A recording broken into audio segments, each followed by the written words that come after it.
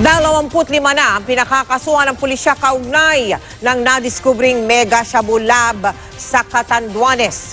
Yan ay mula sa 11 unang inireklamo. Batay sa amended complaint ng Piskalya ng Lalawigan, kabilang sa pinakakasuhan ang senior agent ng FBI na si Augusto Eric Isidoro at kanyang misis, at ang abogadong si Attorney Ulpiano Sarmiento na umano'y may-ari ng lupa kung nasaan ang laboratorio. Si Isidoro ang idinidiin ng isang testigo bilang pinakautak ng operasyon ng Shabu Lab.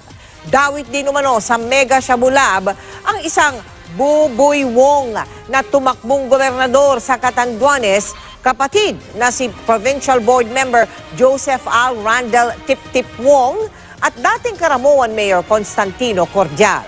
Sinusubukan po namin kunan ng pahayag ang mga nabanggit na opisyal.